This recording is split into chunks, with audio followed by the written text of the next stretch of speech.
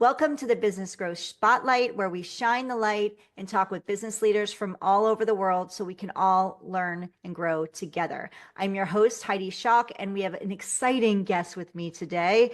We are talking a lot about family and business all at once, which is why I got into what I'm doing now because of my kids. So for those of you joining our podcast, we are a PR growth company and specialize in helping businesses scale their revenue. So if you're just getting to know us and if you want to learn more how to take your business to the next level, make sure that you stick around. And if you're interested in a free growth consultation, just drop the word growth in the DMs in my LinkedIn or below this podcast, and we will reach out to you. Today, I am talking with Ted Beringer of the Beringer Group. So welcome, Ted, to the podcast. Thank you, Heidi. Nice to be here. It's absolutely a pleasure to be talking with you today, and I'm grateful for your time. I can imagine that you're extremely, extremely busy.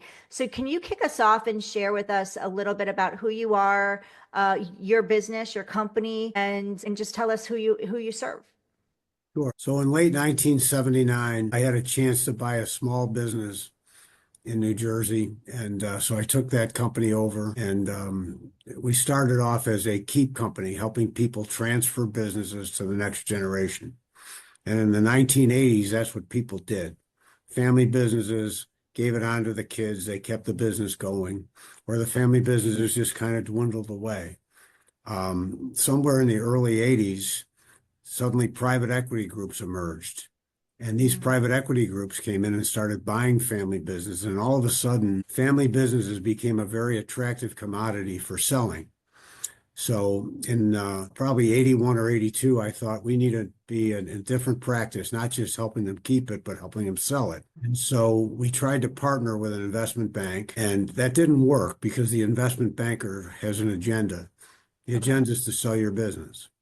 And that's their goal. And that's a great goal, but what if you're not sure, or you shouldn't be, or whatever? And so we decided to build our own investment banking practice. So again, in the early 80s, we were one of the few companies, if not the only, that if you wanted to keep your company, we could help you get it to the next generation and avoid taxes.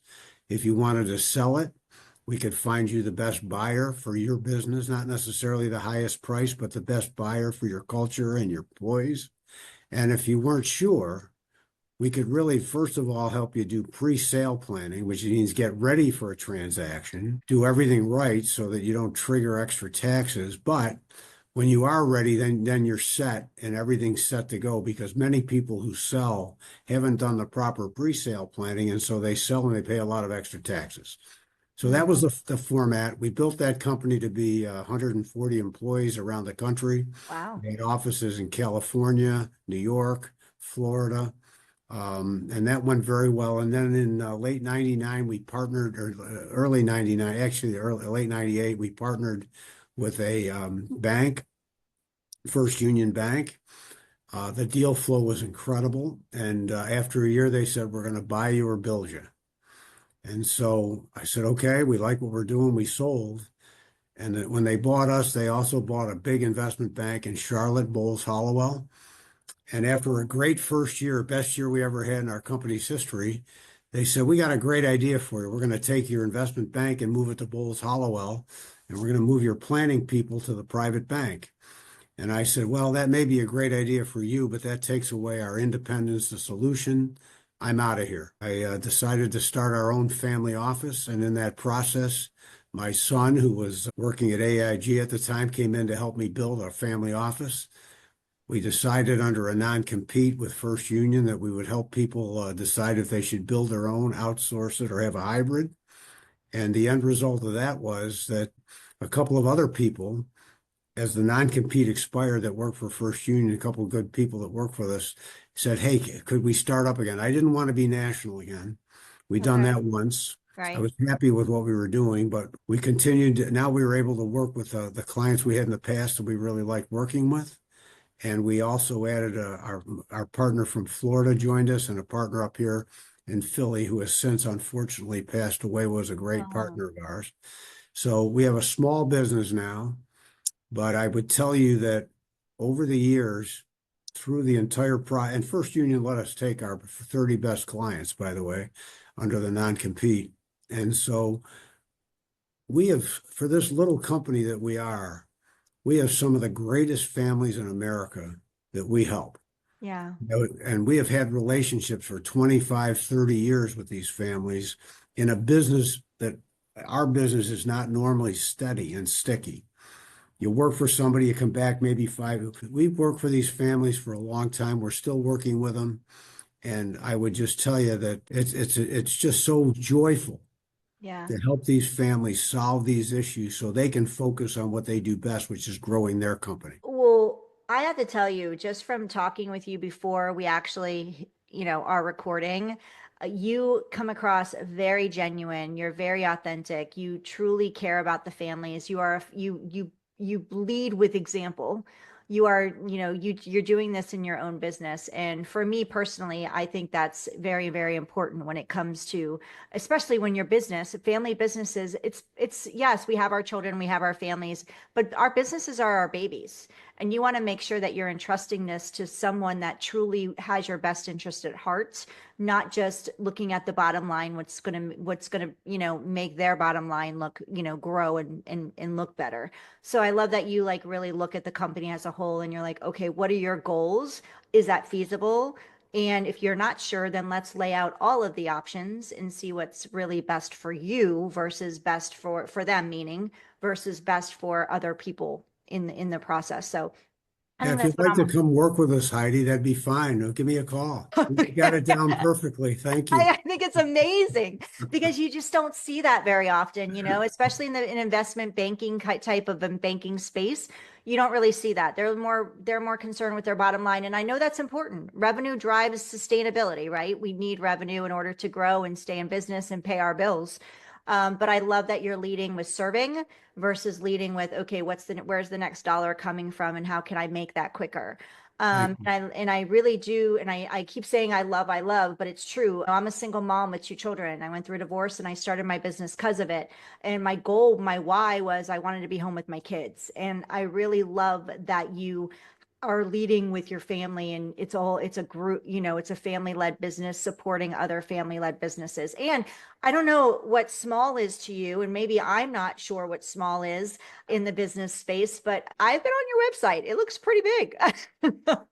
It's not like there's four of you. There's a lot of you in there supporting Yeah, and I'm we have 20 people and we used to yeah, have 140. So we're yeah, not national at the same level, but we have clients in in many of the states I love still, that. even though we're smaller. Yeah, And these are families that many people would know. They go, oh wow, they work for that family. So yeah. we've been very lucky to get some really good folks to work with us. Yeah, well, it's because they trust you, and it's obviously, I don't know if it's luck or if it's just who you are. Your genuineness comes through, and people want to work with that. And I'm in Florida, so you mentioned that your partner is in Florida. So good people here. I was born and raised here. Good people. Uh, Where are you in Florida, Heidi? I am in Palm Beach County, so I'm in Wellington area, but I don't know if you know Wellington. Well, so I also have a place in North Palm Beach. Okay, yeah, so you're right Yeah, around the well, corner from I me. love that area. I think Wellington's spectacular, the horse country. Yeah. And so I happen to be on the other side. I'm on the with an ocean view. Oh, yes, you are. So where are you now? I'm t today, tomorrow, Sunday, I go back to, I'm in and out of Florida during the winter, but right now I'm in Philadelphia, which is our home office in Radnor, Pennsylvania. Okay, well, I have family. We're getting off tangent here, but we might go a little longer, Ted, just so you know. Not past the hour, but I will respect your time, but this is off a conversation here. But I have family out of Elizabeth, Pennsylvania. I don't know if it's Oh, more like near Pittsburgh. sure. The Yeah, other side of the state. yeah. So And see, nobody likes Pittsburgh, and Pittsburgh does not like Philadelphia when it comes to football. they don't when it comes to my grandmother was a diehard Steeler fan, even when Yeah. she moved here for her last 50 years or whatever. She was a diehard Steeler fan, so I get it. But this is why I'm so jiving with you because you're Pennsylvania and Florida, right after my heart. So you say that all family businesses are in transition. So can you explain what you mean by that and why is it important for business owners? Why is it important for business owners to recognize that? So the truth is, they don't recognize it in general, right? But businesses are, one of two things is going to happen. Either the business is going to get transferred to the next generation and go on for generations, or it's going to get sold to an outside party, whether that's employees or a public company or a private buyer. Mm. And that means you are in a state of transition. And what business owners often don't do is be 100% prepared for that transition. You can't just decide one day, oh, I'm going to give the company to my kids and get it done without paying a lot of taxes. And you can't just sell your business for the most tax efficient manner without first preparing for that and making sure that you buy the right buyer for both, not only for the dollars, because dollars are important, but they don't mean everything. You also care about the community, you care about the employees that have helped you get successful, and improper planning starts with you've got to understand to properly plan. You are in transition, and Mm. you constantly have to update that transition plan every year to make sure that you're current with current tax law and the goals and objectives of you, your family, and your employees. Yeah, that's a good point because taxes change, tax laws change, and if we're not Absolutely. keeping up with it, you could really end up on the worst side of it That's correct. when you're ready for that transition. So, what are some of the most common challenges that family businesses face when transitioning leadership to the next generation? Well, I would say the biggest overriding factor is potential family conflict, okay? Because these families have built this great wealth. It's usually a patriarch or a matriarch that built it. And now you have several children that sometimes get it and sometimes don't, of how lucky they are to be a part of this family.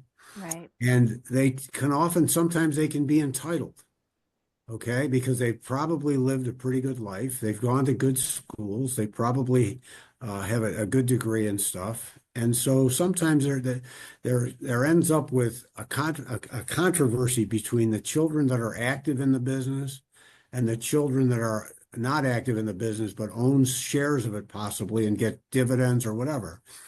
So I would just tell you that family conflict either is right out there or sometimes it's bubbling under. And as the owner of the company and the patriarch or matriarch of the family, you really want harmony. Yeah. What you've done is something wonderful for your employees and your family. And to have kids, children fighting or mad at each other on the dollar and cent size for all the wrong reasons. So one of our goals is to be in there helping them work through that so that the plan works for everybody, actives and inactives. It's fair, it's balanced. The kids are all supportive, and the parents feel really good. That and as easy as that should be, sometimes it's not. I can imagine, and I think that's extremely important. And I'm glad that you're talking about it, and and it's part of part of the process of what you move these families through, because so many of these things can tear families apart. And not only are these children are moving through a process of mourning the loss, but they're also, if something happens and they're not prepared for it, but also you want to make sure that everybody understands going forward, so there's no surprises.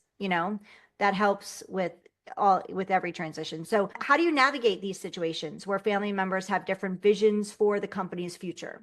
Well, it starts with just about everybody we work with has a really good law firm. They've got a financial planner. They've checked the box, right? They know they have to check the box. So they've done a plan, they have a will, they have a trust. They've checked the box and they feel like that's that. And then they go off to other things. And part of it is that the kids often don't even know what the plan is and Right. don't understand it. But if something happened to the father or mother, Mm. they knew exactly what mom and dad were thinking, right? Without, no, you know what I'm Okay. saying, and they Yeah, I think know. differently, right? Mom Right. wanted me to have their, whatever. And Exactly. so we suggest to business owners, when's the last time you ran a fire drill on your plant? Mm. And more often than not, they'll tell you, oh, you know, a year or two ago, I'm really up to, I got a great lawyer, I got this done, it's all done, I don't need to do it. So, well, we will ask them, well, how about you let us just check? And generally speaking, we'll do it at either a very low cost or on our nickel, depending on the circumstances. And we'll run a fire drill. And I have to tell you, Heidi, it's rare that we don't get hired because we found a hole big enough to drive a truck through. And it's like, oh, really? I named the bank my trustee and not my son who's been running the company for 3 years. I didn't remember that because we at our ages, the business owner's age, we don't realize how fast 4 years went. We made a plan 4 years ago, and now it's 4 years later, and the 27-year-old son is now 31 running the company. And we named the ABC Bank to be the trustee who will probably sell the business because they don't want to invest with it. They're better off managing money, and the son's out of a family legacy job.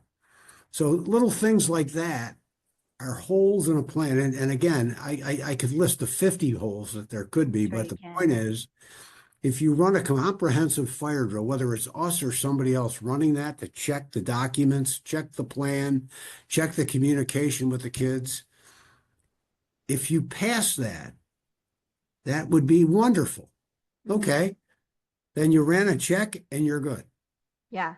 But I got to tell you, we get hired almost every time we run a fire drill. We bat very high.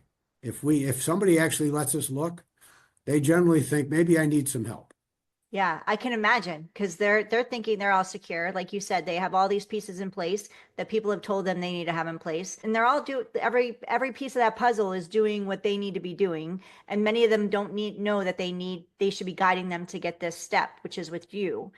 So that fire drill, yeah, I can only imagine what you find and the shock on these business owners' face, and going, oh my gosh, like what I thought the legacy I thought I was leaving behind is actually not what I thought was going to continue. And I'm sure that makes them very sad at the same time too. It So does. yeah, It bothers them that how did I miss it? But in the end, they're not alone. right. And so they do need somebody to help them think that through. And when you're in a day-to-day running a business, you don't think about, you don't get No, to that. It's just no. hard. There's so many things that happen every day. And so that tends to be, I'll get to that. And then Yeah. you don't. So what are some of the key strategies? I know you mentioned the fire drill, but what are some of the key strategies family business owners should implement to protect and grow their wealth? Well, so let's just give you a perfect example. So the equity in your business is a big liability to you, the owner. Mm-hmm.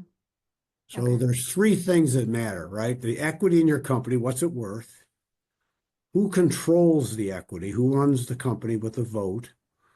And where income flows go. Those are the three things. So if you're running the fire drill correctly, you have very little equity because the equity is attached to it with a 50-cent tax between federal and state, depending on what state you're in for estate taxes. So you don't want the equity, but you don't want to give up control and you don't want to give up access to income.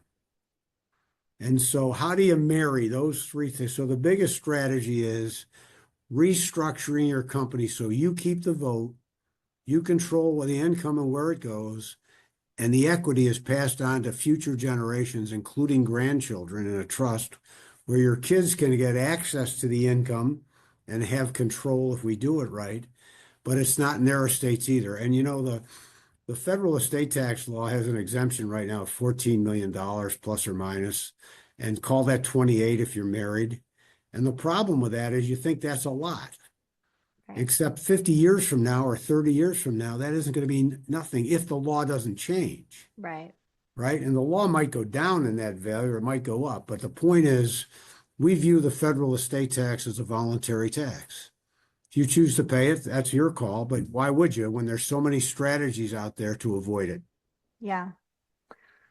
You do think that's a lot. That sounds like a really big number, but like you said, years down the road, if it doesn't change and we don't know what laws are going to change or if they're going to get worse, right? Not better.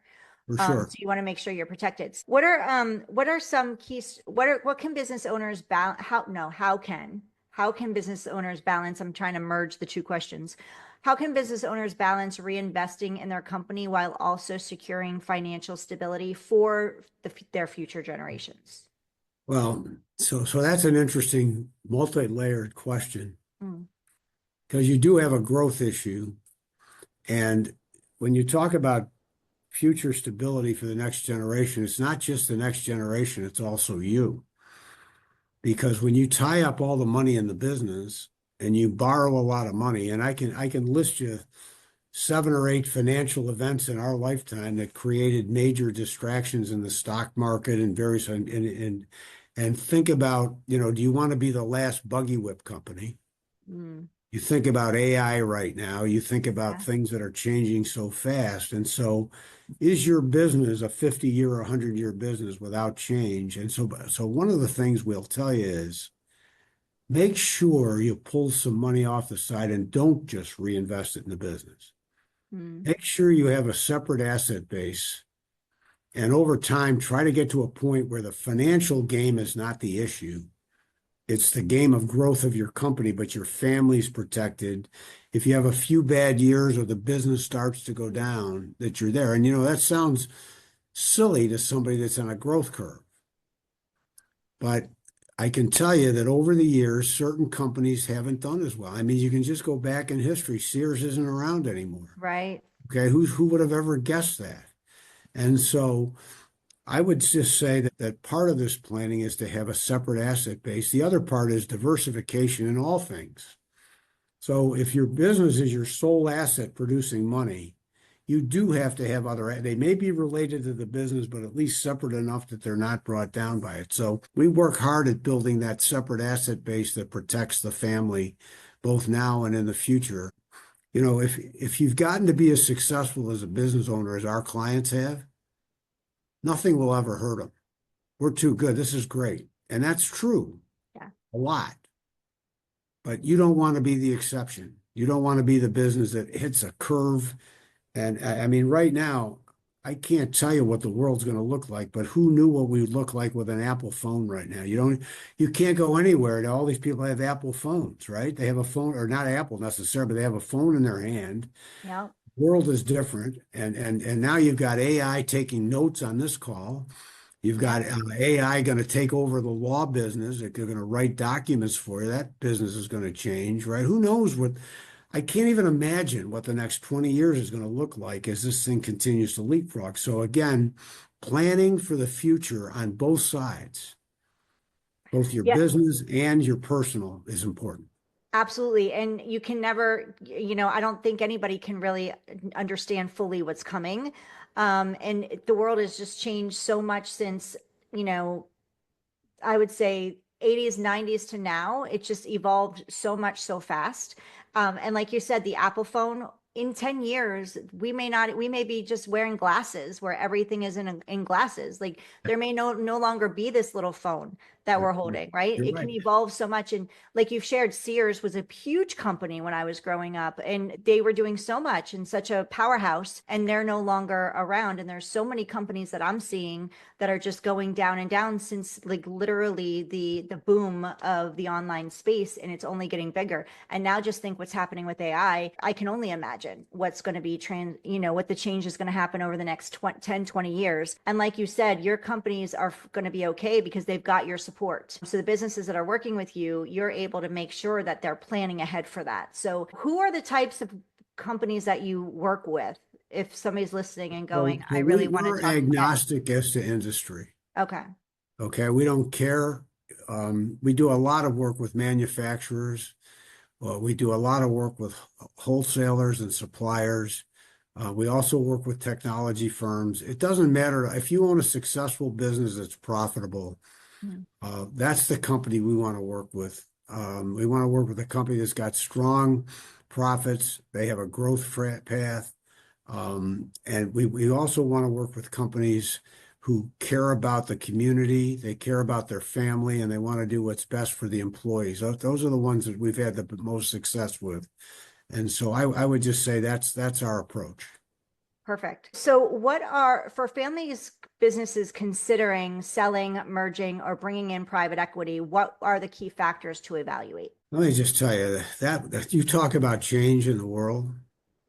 That world has changed dramatically. Right now, there are enormous amounts of private equity groups out there that are out there willing to buy businesses. And the private equity model tends to be a small down payment, a big loan, They buy your company out with leverage, and then you get to roll back in. And so you might get X millions of dollars off the table, and then you own now 20% of your company, or your management team rolls back in because the private equity wants some skin in the game of the management team. That's one option. There are also strategic buyers that will buy your company because you fit them as a public company and you enable them to expand. And there are also things called ESOPs where the employees could buy your company out, or you could have just a management buyout, modeling after private equity where the management team buys you out. So that the thing is there's many exits and off ramps depending on what you're going. So the first thing is be careful. If somebody has one solution, that's probably going to be what they recommend. So our belief is you want not to have you want to go in with what do you need and want, not what's the answer. Right. So the first thing is we want to find out what their goals are, what their objectives are. We want to run a process to see, is there an interest in the marketplace? Is this qualified for an employee buyout or not? Because sometimes that can be attractive. And then how important is it you get the top dollar versus the culture going forward? You know, you have to get all those questions answered. And at that point, and the person says, I've decided I really would like to sell. I'd like to run a process, find out who's out there buying companies like mine and what it might be worth. And so then what you do is you put together a book. Now there might, by the way, there might be you might say there's two people that could buy me. Nobody else is going to be interested, right? And then you call that a single strike. So we just launch in a bullet to those companies and see, you know, are you interested? You know, get an NDA signed, a non-disclosure agreement, and share with them some of the financials and see if they're, and that works sometimes. The other way is you do a process where you go to the most likely 20 buyers, some of whom are public, some of whom are private equity. You know, who are the most likely to pay the best dollar? And you run a process, and then you get letters of intent, and you kind of narrow it down to who's the most likely, and then you finally go and say, okay, we're going to go with ABC, and then there's a whole process to make sure that there are no glitches in the thing before you get to close. So it's not an easy thing to do, and you try to keep this confidential because you don't want your employees to think you're selling it if you're not. Suppose you didn't like what's happening. You don't want the world, your customers, to think you're selling because we really like you, and I'm not going to be as happy if you sell. So trying to keep this confidential when you're talking to 15 or 20 people sounds easy because you got a non-disclosure agreement, but it's not, because you know there's too many people that see it. So you got to manage this process very carefully. Most of the time, if somebody goes through the process, they tend to sell. Once they start, they're on a path. We already know there are buyers. We know about what they're going to pay. And now the question is, what's the best buyer for you, your family, and your community? Okay. So how can business owners ensure that their company's legacy and values remain intact during a transition or sale? Well, you can't totally control that. You can control it through a transition. The best way to ensure it, obviously, is to have your children part of that. Because I represent companies that started around the Civil War.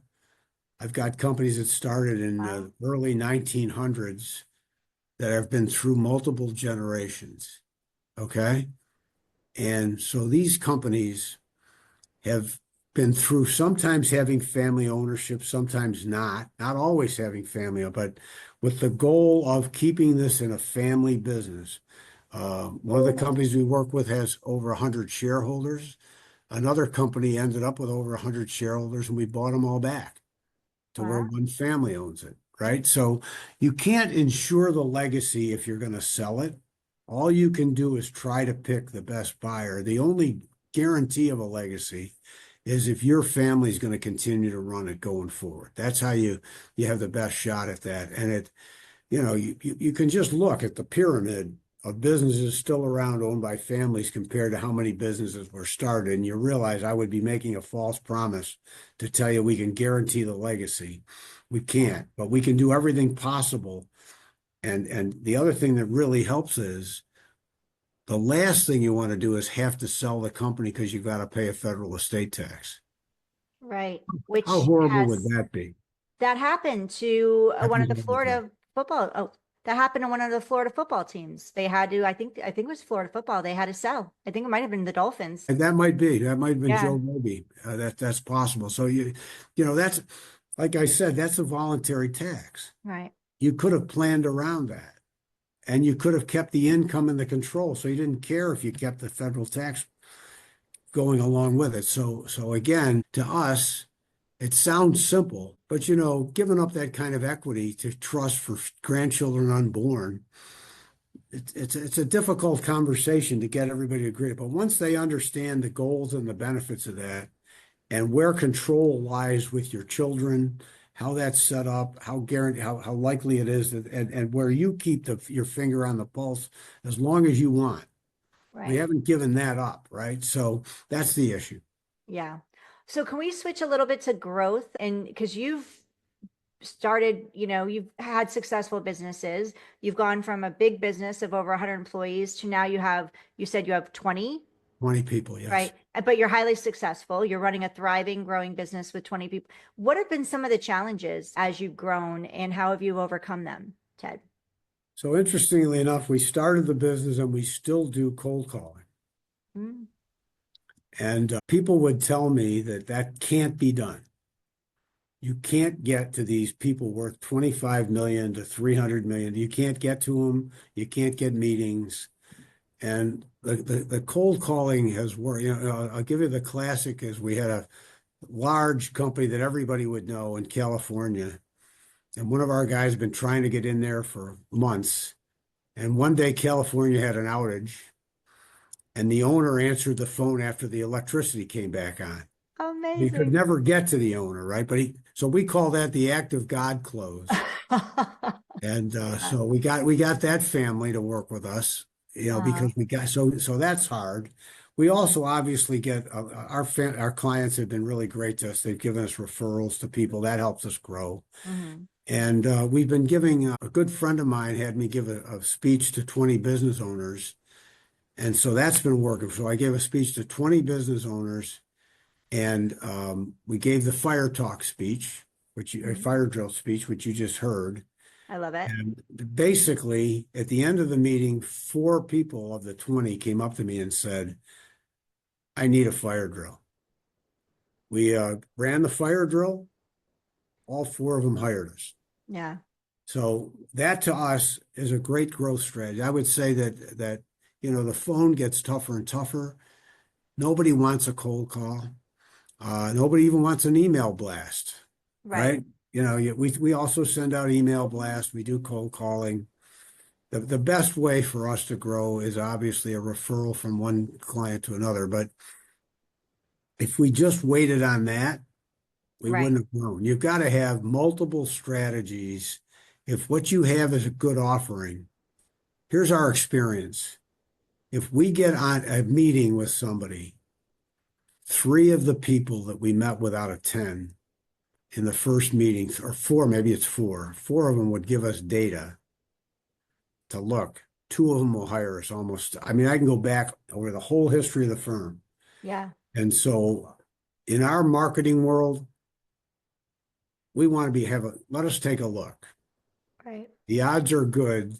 We'll get a chance to work with somebody. That's our whole growth. And that growth strategy right now, we're probably busier than we ever were. That's amazing. I mean, even when we had the only difference is I don't fly to California anymore. I fly to Chicago. I fly to Florida, which is good because then I get out for a good reason anyway. And when we go various, but the amount of people we're working with compared to the staff is as good now as it ever was when we had 140 people. Yeah. We're not losing market share for our group. Our company is growing. Delaney, George set this meeting up. Delaney's 21. So She's here with you, not on screen she's camera, but she's with she's you. off screen. She's Hi, making sure I Delaney. don't get out of control. She's keeping me under control. But so we've got some really good young people. Mm. My son, when people look at me and they say, "Well, gee, what you might not be around 20 years from now to help us." I know I get to say, yeah, but my son will be around 20 years from now. And I got two other sons that might come in. And if not, we've got some really good young folks that work with us that are both planners and on the marketing side. So I decided I didn't want to be national again, Heidi, because it's just too much effort. San Francisco has a great year. New York doesn't. We're Right. doing our growth strategy actually is as good now with a smaller company after we left the bank than we were. So I would just tell you, there's only one thing that helps you grow. You just Okay. have to get up early and stay late and keep working. If you think it's just Mhm. going to happen because you're going to get, luck happens occasionally. All You right. got to make your own luck. You got to go out there and talk to people and meet people, and that's how you do it. And so we have a big, hard work ethic here. We don't work weekends. Try Mm, hard not to. Once in a while we do that, but we try hard not to. But the 5 days a week, you're we're going. working really hard. Yeah, you're going. And that's true. And I love that. And I'm glad that you said that because there's way too many people out there spouting, oh, you can do this in a matter of 7 hours a week. And that's just not true. I don't think Um, so. Yeah, it's just not true. Especially if you want to create the type of legacy and wealth that you are talking about, that the companies that you work with create, and that's a goal for me. So talking about goals, and I get it, like you don't want to go national again. You don't really, and I'm thinking, am I wrong in saying that since the virtual world has like opened up? It's not as necessary to have offices all over the place anymore because you can reach a larger, you mean you could go globally if you want, like you are, because you could be virtual, correct? We Even could. though you do a lot of meetings in person, obviously you want to meet your companies, but you So could. so we changed that slightly, Heidi. That's a great point. Okay, here's how we're doing this. Okay. There's groups out there that deal with our customer, our client. Okay, they're large, a lot larger than we are. Hmm. They do not do everything that we do. They might be on the keep side, they might be on the sell side, they might not actually do the actual investment banking, but they might help you decide what to do. They might manage money in a different way than we do. There's synergies and overlap. And we've reached out to a couple of them and we've partnered with them in a way that, let's work. We'll bring you some, we're small, we're going to bring you one or two. You're big, you bring us three or four. And between that, we help both businesses, but more importantly, we get some customers we might not have ever gotten because we probably wouldn't have gotten through to them on a cold call. But if they're if their bank or their trust company or whoever we're talking to says you ought to talk to these folks, odds are pretty good we'll get a meeting. You heard the statistics. If we get a Yeah, meeting, we're probably going to get a data and then get some work. So that's our growth strategy. We're not going to give up the cold calling. right. It just allows you also to target an industry or a group that you want to get to. But I think that the working with these great financial institutions that do not conflict with us, and truthfully, nobody does exactly what we do. These folks Yeah, all do parts of what we do, but nobody does a whole ball of wax. And we don't need to do the whole ball of wax. We just need that one piece that exactly. brings the family over the top. Exactly. So you've got the confidence because you know that you fill a need that not that that partner doesn't fill. You've got the consistency of you're always getting out there, whether it's through cold calling, your partnerships, referrals, or getting in front of a group of people. And you know that once you have that done, you just get that, what was it called? The fire starter. Fire drill. Fire drill. I Fire love drill. it. I'm like on fire with the fire drill. I think that's brilliant and Good. genius. And I love that you had those conversions. So it's like all about the C's, the confidence, the consistency, the collaboration, right? And then what was the last thing I said? The collaboration. Yeah. So question for you, what is your biggest goal for 2025? Or what is your goal for you and your company, the Beringer Group for 2025? Yeah, 2025, we've hired a couple of new folks, Mm, really good. So far, they're off to great starts. So goal number one is to make sure that they make it. So we're not in the past when we had that big firm, we'd hire a larger group and it would pare down. And now we're hiring few people, but They need to make it. So one goal is for them to get some clients themselves to realize how great this is and to stick around because the longer they stick around, we've also got some young folks that have been here now for a few years and they're doing great. So Mm, our goal is to increase their opportunities, probably by upping their market. mm, So if they're working for companies worth 25 to 50 million, maybe we want them to start working for 40 to 80 or 50 to 100 as a way to grow our opportunity for bigger family businesses. And in the world we all live in, it sounds like these are big companies, but the truth is a 40 or $50 million business today is more the norm than you would think. mm, There's a lot of them out there. And so our growth goal is to target those companies in that sweet spot. We're not trying to be JP Morgan, not trying to work for $1 billion businesses trying to sell them. We're trying to fit in a sweet spot with 50 million, 100 million, $200 million companies. And they're out there, Heidi. yeah, They're out there. If they we can are. feed them, we can get a job with them. So that's our growth, and I think that's working this year because some of these partnerships are starting to pay off with referrals, Hmm. working collaborative stuff together, and the end result is the family gets the best of both companies, which is a win.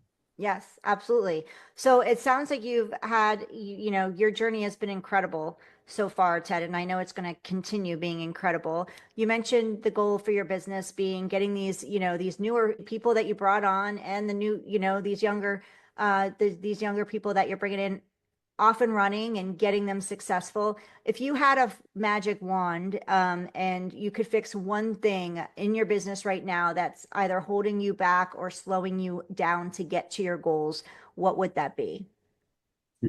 Not enough time, Heidi. Mm, It's just not enough time because this is time intensive. What we do is time intensive, and you got to spend time. So if I could create more time, that would be good. And I don't see it. The problem is you can't get that much more efficient because you need to meet with these folks. You need to understand their goal. You can't, this is not an assembly line, right, right? I just can't. So I would say there's nothing I can do about time, and I don't want to be back to 140. right. So I want to grow, but I want to keep it to 20 to 30. I want to keep it in that smaller range because it's much more controllable.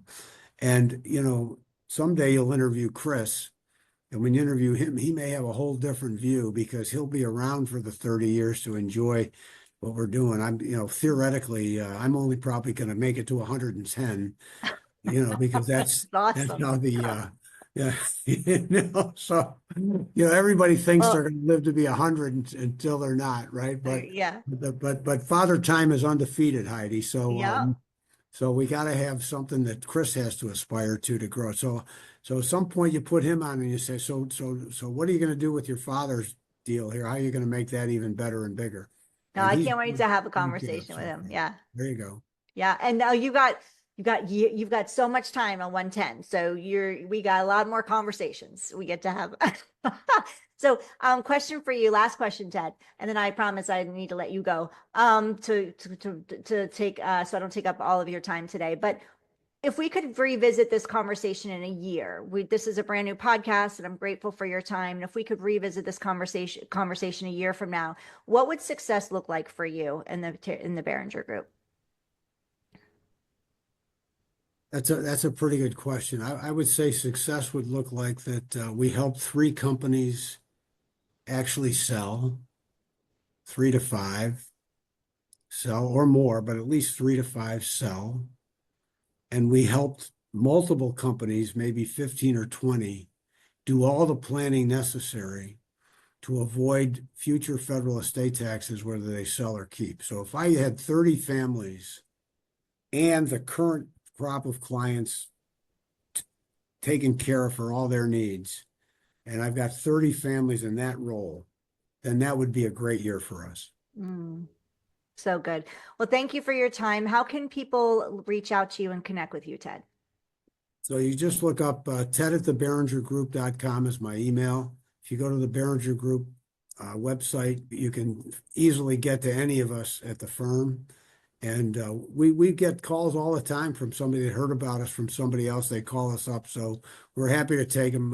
My friend in Florida actually got a call from a client in New York and Long Island who saw us on the website and Ah, called them up. And we're very close to selling their company. We're in the stages of selling it on a pure call from them due to they read about John Fye, who's our guy in Florida. They read about him on the website, called him up, and there you go. very nice. Very nice. Where in Florida is he? John is in Tampa. Okay, in the center of the state. Yep. He's on the wrong side. He's on the wrong side. Yeah. Sorry.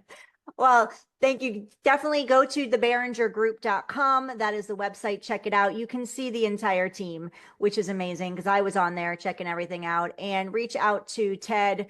You said it's Ted at theberingergroup.com. That's your email. And Yes. also, we are going to have all of Ted's contact and company information on in the show notes of this podcast. So if you are watching Ted and I on YouTube right now, please hit that subscribe button so you can get notified when we have our amazing guests come on, just like Ted today. If you know of somebody that you know would get great benefit from Ted and everything he shared with you today, please send them to this interview so they get to learn from him and connect with him. Also, if you're listening to us on your favorite podcast platforms such as Apple, Spotify, Amazon, anywhere you listen, and you can leave a review, please do, because that helps us get this message out to share Ted, his insights, his expertise, and with more people. Ted, is there anything that I didn't get to ask you or touch on that you'd like to share before we wrap up? No, I feel great. It was great meeting you, Heidi. This is a great service you're doing, and hopefully you and I and Delaney can stay in touch. Thank you very Absolutely. much. Thank Thank you. you for your time. And thank Appreciate it. you for listening to Ted and I on the Business Growth Spotlight podcast. If you're looking to grow your visibility and scale your business and you feel like there's some other things you could be doing, but just not getting that traction, then go ahead and download our free Spotlight to Scale blueprint. You can go to spotlighttoscale.com. Also, one more time, make sure you go to theberingergroup.com to reach out to Ted and his team. And we will see you on the next episode of the Business Growth Spotlight.